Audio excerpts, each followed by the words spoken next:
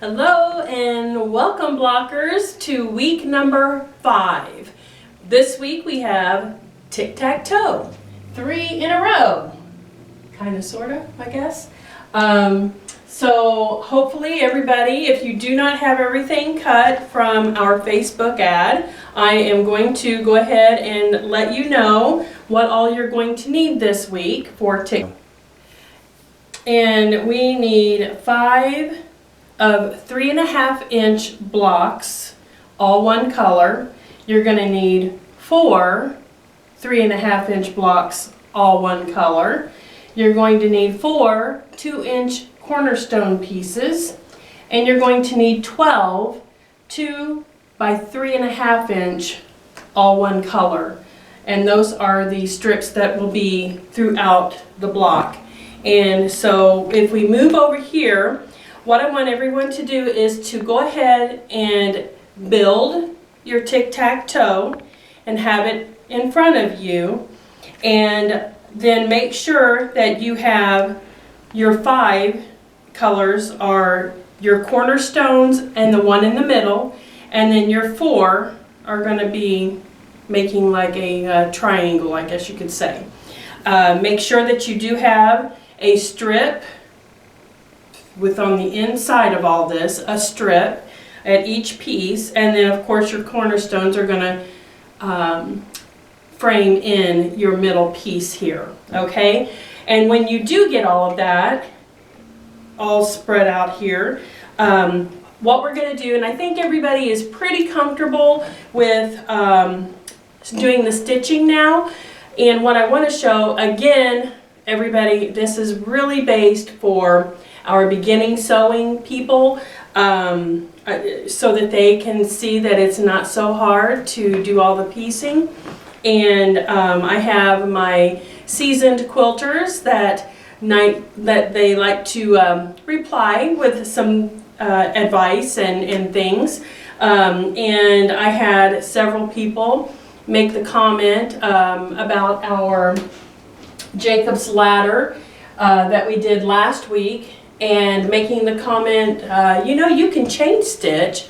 And yes, we can. We're getting there, which is today. What we're going to do is I'm going to show all of our newbies how to chain stitch.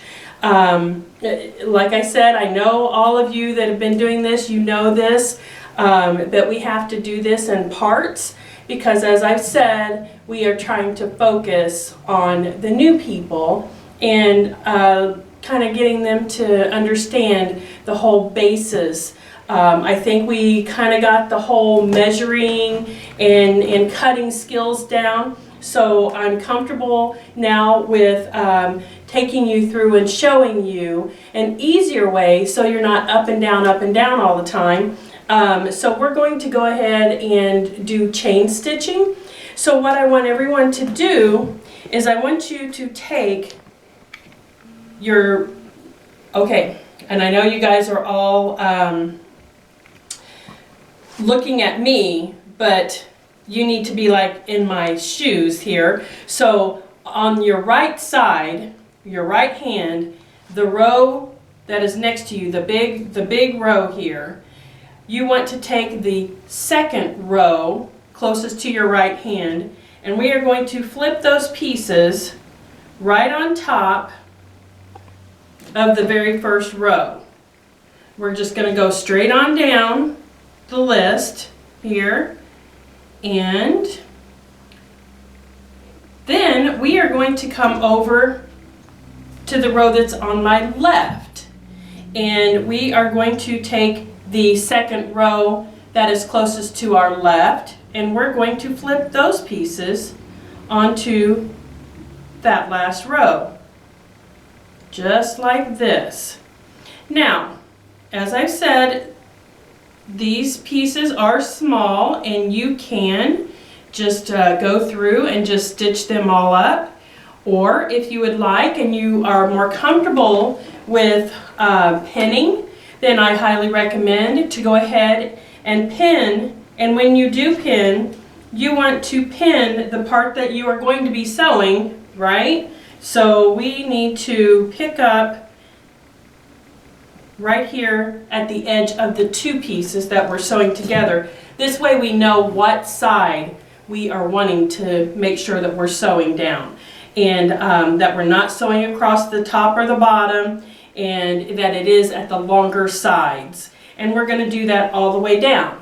Now, I have already done this, and when you do finish, you do get a chain stitch with all of your different pieces here, okay? And to get that, let me just step over here and do a couple so that our newbies can see how you actually operate that, okay? Let me do 3 pieces, okay? That way they can kind of tell a little bit better. So I am going to, let's first, second, and third. I'm going to step over here, and I'm sewing on our Opal 650 today.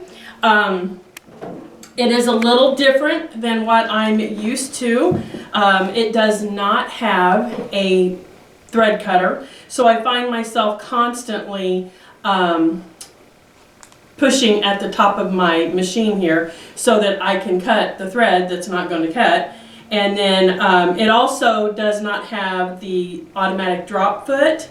I have to do it back here. So it's kind of comical. I've caught myself several times thinking that I'm on one of the bigger machines. So I am going to go ahead and get my handy dandy awl here that I just absolutely love to use. And, oh, see, right here. I forgot to put it down. I told you, and I just talked about it. Those old habits are hard to break, you know. And so I'm going to go ahead and stitch. Uh-oh, my thread got caught. Hold on just a second. Here we go. And I am going to go ahead and stitch. So sorry about that. No fear, nothing happened. It's still, everything's good. And I go ahead and stitch this through at my 1/4 inch. And then when I get to the end, then I'm going to just take this next piece and I'm going to butt it right up against the other piece. And let me just lift that. There we go. And just go ahead and just keep on sewing right through it. I get to the next one here. Same thing. I'm just going to butt it right up against that, keeping it at the 1/4 inch. And I'm just sending one right after another. And when you have a lot of different blocks like this, it is a lot quicker for you to be able to do that. I go ahead and I remember to lift it that time though. And then I do have a little scissor over here on the side. I can just pull that off. But here, see, I have my 3 pieces. I turn it around this way so you can see. So my 3 pieces, and that's called a chain stitch, okay? So now I'm going to lay these down here. And what you're going to do is you're going to then cut each one of these apart, okay? And lay them out. What I do, I'm going to show you all another way to be able to press your pieces here. And this is actually the way that I do all of mine. I've been showing you pressing your seam from right to left, to the light side, to the dark side. It's usually a rule that you don't press to the light side. Sometimes you cannot avoid it and you just have to do that. So what I actually do is I go through and I just open all of these up, give them a quick little finger press, okay? And then I go over and make sure that they are pressed down. And sometimes I will even have a Actually, let me go ahead. I'm going to take these two here because I already started this one piece over here, and I'll just attach to that so that you can see. I'm going to take these two pieces over here to my ironing board, and we have a couple of new items today, and one of them is our applique pressing sheet, which is, it's just a sheet just like this, okay? But it's a non-stick. And this, especially if I'm doing the starch and if I need to spray extra starch, I will always use this on top of my fabric so that the starch does not get onto my iron. And we have both of these different sizes here. There's a smaller one, and then we have the larger size here. And these are going to be the 20% off this week. If anyone is interested in getting the applique sheet, you are more than welcome to come in to be able to get that. And let me just show you real quick how it helps. And it's not just for applique. Like I said, I'm using it with my starch bottle. So what I will do is I will just kind of give, which this is the starch that we use for starching our entire yards of fabric. I put that in my starch bottle. I just give it one spritz and lay that on top. Put this over, and of course I'm going to have to probably wake it up because it's been sitting here for a few minutes. But this way it also helps with you not actually being able to stretch your fabrics when you are pressing these down. And then when you get done, check that out.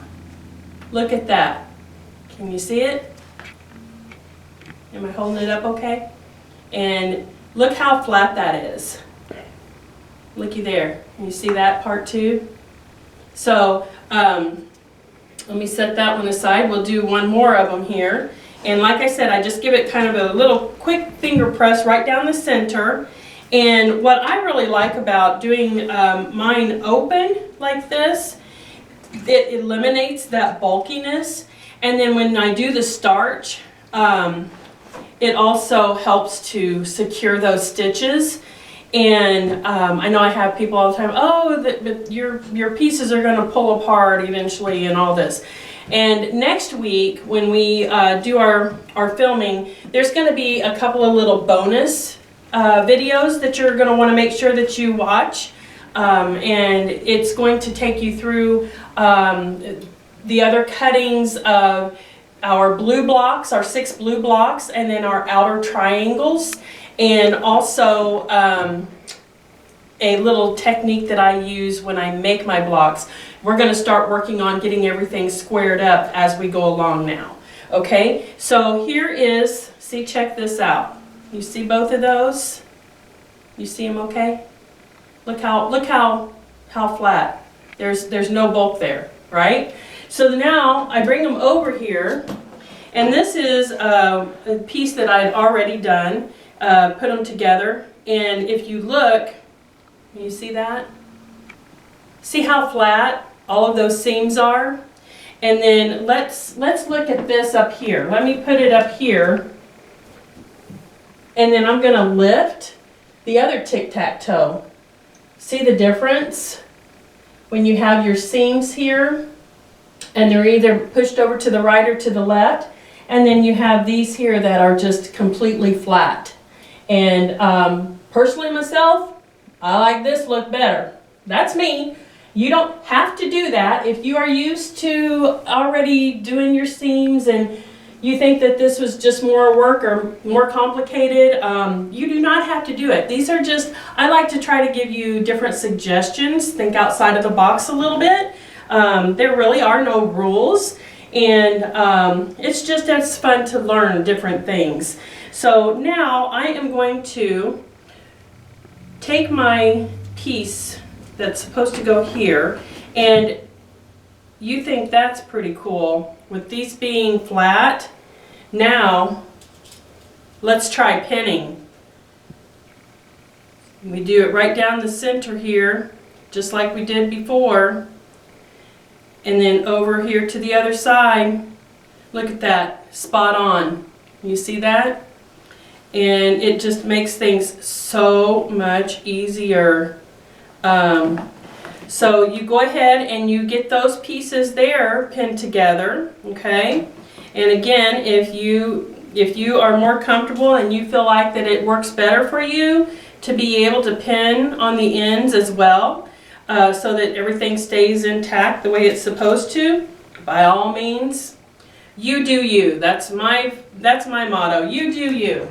And so I'm going to come over and I'm going to do, oh, and see, I've already forgot. I just cannot get used to that, but I'll tell you what, it's an awesome machine, but I sure do like my automatic foot down and my thread cutter. Okay.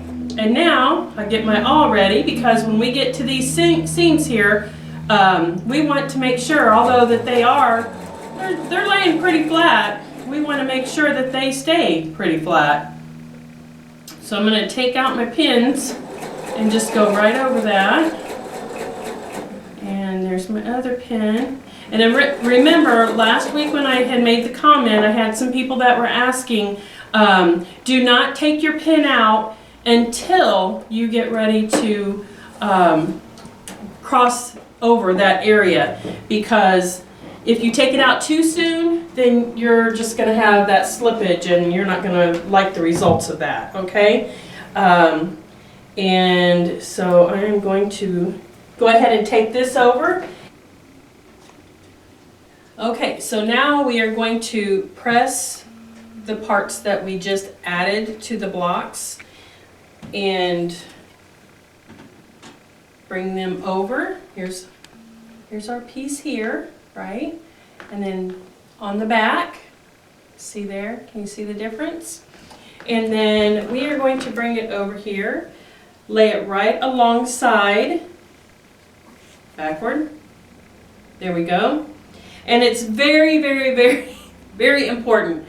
Please, please, please make sure that you are laying it completely out, and that when you do your foldovers that you're picking it up and make sure you're sewing down the right way, okay? And then when you bring it back over, lay it out to make sure that you do have all of the parts where they're supposed to be, okay? I am not going to go ahead and stitch this other side on here because you know what the finished product looks like and you know what you need to do because I showed you on this first row here. But now, if we come over here, so we had gone through and we took our second row and put it over onto our first row on each one of those. And then we did our chain stitch all the way down, right? And we did that on to the far left side as well. Well, now we've got a middle here. What do we do with our middle? So what I want you to do is take your first strip piece that is in front of you and bring it towards you on top of that piece, just like that, okay? And then skip down here to the second strip to put it on the middle piece, just like that, okay? And then you're going to take that over and you're going to stitch right there along the, well, towards you, I guess it's the bottom, but toward me it's toward the top. Am I saying that right? But you're going to stitch the two pieces that are closest to the edge. You're going to stitch that and you're going to stitch this one. Then when you bring it back over and when that gets opened back up like this, now we are going to, let's act like these are together, okay? We're going to take our lonely red piece here of whatever color or whatever you choose for yours, and we're going to flip this onto that yellow strip piece that I have here. You're gonna take and just flip it right onto your center piece. And I hope everybody's following me. You're gonna go over and you're gonna stitch that, okay? You're gonna stitch that piece down, and then when you come over, you do your pressing and all, open it back up. All three of those pieces will be intact. Then you're going to take all three of those pieces and you're going to flip it onto your first piece that was here on the top. Okay, so then you're going to have a long line, which will be just like this. Okay, and then when you have your middle and you have both of these sides here all put together, we're pretending this is all put together over here, then we're going to take and we're going to flip this piece to the center. Okay, the part that's on my right, I'm taking and I'm flipping to the center. Now, when I do this, I am going to have those seams, okay? So I need to match my seams. So this seam with this seam, can you see that okay? If you look at that, you see those are going to be your seams. You're going to want to match all of those up. And the very first thing that I do is I start with my center, one of the ones here in the center, okay? And we go ahead, find that, and we pin it, okay? And then we come over here to the other side that's in the center, and we go ahead and we pin it. And then we can go ahead and venture on out to our other sides, and I'm just kind of quickly going to do this to show you so that you make sure that all of your seams are definitely pinned so that you are going to get those point on points, okay? And then again, if you would like, you can, this is a little bit of a stretch of a piece here, so you can always put a pin down at the ends, and it does not hurt to put one in the center, especially if you've got a little bit of a bubble or something going on, then you can go ahead and do that as well. And then you're going to go over to your machine and you are going to stitch down. See how this is a smaller side? You've got your big squares on the top, and then you've got your strip pieces. You're going to stitch down that strip piece, okay? And when you get done, you're going to bring it back over. Let's act like that this is open, we've pressed it, we're good. And then we're going to take these pieces that we had stitched and we're going to lay this one on top of the center. And then we're going to do the exact same thing, and we're going to pin those pieces, matching up our seams beginning in one of the center seams first. Okay, does that make sense? I sure hope so. I'm trying so hard not to confuse you, but if you are confused and you have questions, please, please, please contact me, let me know. And so when you finish, then go ahead, open everything up, get it good and pressed, and then you will have a tic-tac-toe. All right? And I do want to go ahead and let you know also, I did have a couple of people that have asked questions about the starching, and I've had a lot of positive feedback on the starching, and I'm so happy that you all are loving the starching. And I don't mean like, I mean love. So I have this piece here that, that I have starched because me going through and doing all of these different setups, I'm ending up, like I said in the very first video, I think it was, with like 3 and 4 of these. So I'm going to have like 3 and 4 quilts when I'm done, which, you know, I'm saying Merry Christmas. So when I do my starching, and if you, can you hear that? I mean, it's starched, okay? But when you press these pieces, and the more you press them, they will start to give some, okay? The most important part in the starching is making sure that it is completely, and I mean completely, saturated. I'm not talking just a little spritz with the bottle. I'm talking completely saturated. And then I had somebody that was in here the other day when I was starching, and they were watching me, and I have my, as I said, I do part for part. So I did 2-part starch, 2-part water. And that gives me about 3 yards. I'm able to do about 3 yards of starching with that. And I had my piece, and I just kept pushing it down into the water and kind of separating out the fabric so that it could really get in there. And then when I got done, let me hang this one back up. When I got done with that, then I just kind of give it just kind of a little squeeze like this while it's still in. I just kind of lift it up and give it a little squeeze, and then start folding it all out and hang it. And it was just dripping like crazy onto the cardboard that I have underneath my stand. And the customer was like, "And you just let it just drip like that?"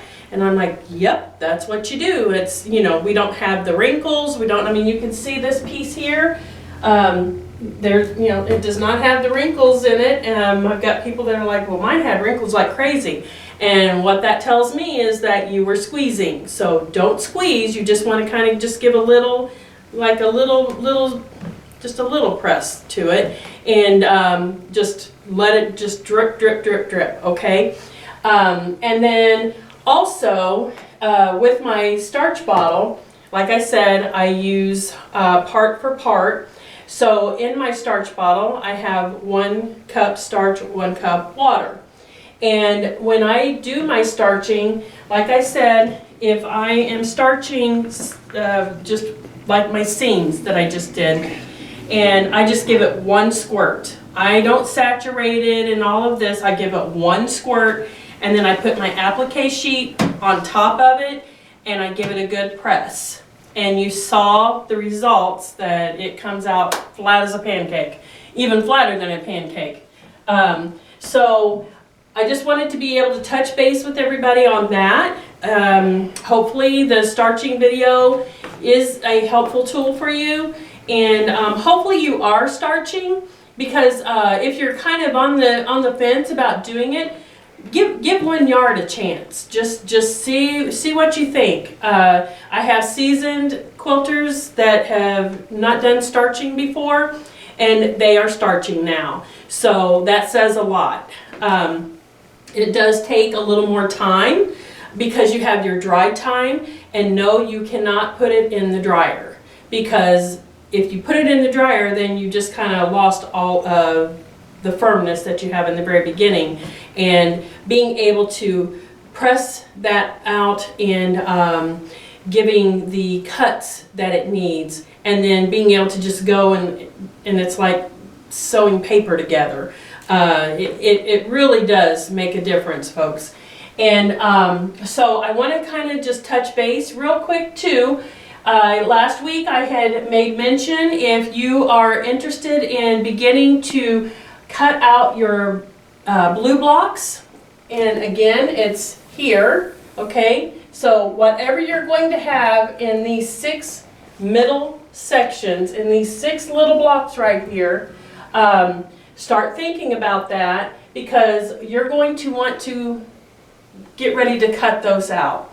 Now, if you are doing a directional fabric, you have got to pay attention to that, because your cut, the way that you measure that, and I have the ruler, the Creative Grid 12.5 by 12.5 ruler, and if you do have a directional fabric, you're going to want to go ahead and turn it this way and cut. You're going to have to like find what all you want in that square, that triangle actually, and be able to make sure that when you do your cut, that everything is in there and it's lined up this way, because this is how that is going into your block. If you have a directional and you're cutting it like this, and then you turn it like this, it's not going to be directional. It's going to be going the wrong direction is what's going to happen. So you want to make sure that you are lining these up. And this is the ruler that you would want to do that with. And when I said this last week, I had people come in this week and started buying. I just got them in, started buying them. I'm going to have to place another order. But I do have a couple of them in stock right now. So if you are wanting this, this is another one of the items that you will get 20% off since you're doing the blocks. And this is also what we will use to trim all of our blocks to size. Okay, so if anyone has any questions about this, please do not hesitate to give me a call or stop in and ask. Send me a message, whatever it takes, okay? All right, and, oh, what was that? Oh, yeah, yes. So we have, coming soon, I went ahead and let me get out of the way. Can you see it okay? This is going to be our sampler 2. So this will be the quilt that we end up making after this one. If you are interested in that, I will tell you, I personally am going to use Christmas fabrics with mine, okay? Because by the time we get it finished, it's going to be a holiday piece and a perfect time to be able to give that beautiful gift, right? So, although I'm not going to lie, this one I'm probably going to keep for myself. But the whole idea, if you have somebody special that you want to make a quilt for and you like the way these blocks look and you want to learn this, I will tell you it is going to be more complex, but that does not mean that you cannot do this. You can.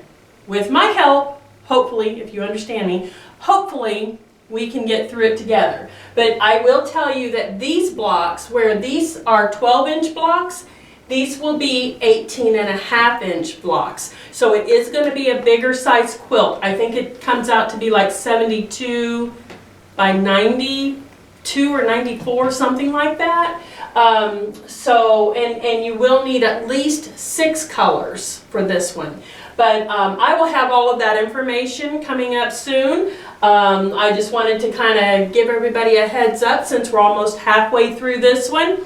If you are wanting to be able to do the block sampler 2 with us, we would love to have you. And hopefully everybody's really having fun with this and enjoying it. And I mean, it's free. This one here, that is still free, folks. That's still free because, you know, hey, I'm not a professional, so you get free stuff, right? So take advantage of it. And if you aren't able to, I did a survey and there were several people that said that they are not really interested in doing this next one because they don't have time to do it, or they have other projects that they're wanting to finish. That is perfectly fine because it's still going to be there and you can pick up on it at any time. It's still going to be on our YouTube channel and you'll be good to go. You can start it at any time, okay? Quick note, next week is our block number 6, and this is Puss in the Corner. Again, I'm still researching. I'm trying to figure that out. If anybody has an idea why that's called Puss in the Corner, please let me know because it's driving me nuts.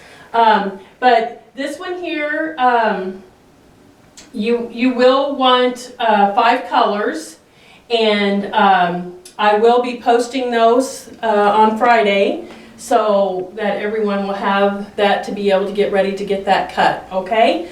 All right, I think that's it for today, and we have our drawing. Oh my goodness, I wonder who our lucky person's gonna be today.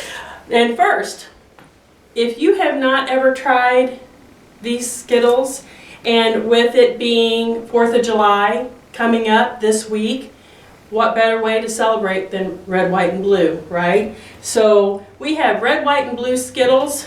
Tim and I have been snacking on them during this whole time. So the winner is going to get the jar of Skittles. And Tim is going to draw our winner. He's got a name. It is Julie Donnelly. Oh my goodness, Julie Donnelly! Yay! See, it does pay to have it in by midnight, even if it is like 11:30 at night. It does pay. See, Julie, you won. Congratulations. And you get a free yard of fabric, which I know you're going to love that, and you get the Skittles. Okay, so just come on in at any time and pick up your fabric and your Skittles. You don't have to pick your fabric up yet, but you do get a little card that you can use that at any time. Okay, all right. Well, everybody, you have a very blessed 4th of July. Be safe and go red, white, and blue. Bye-bye.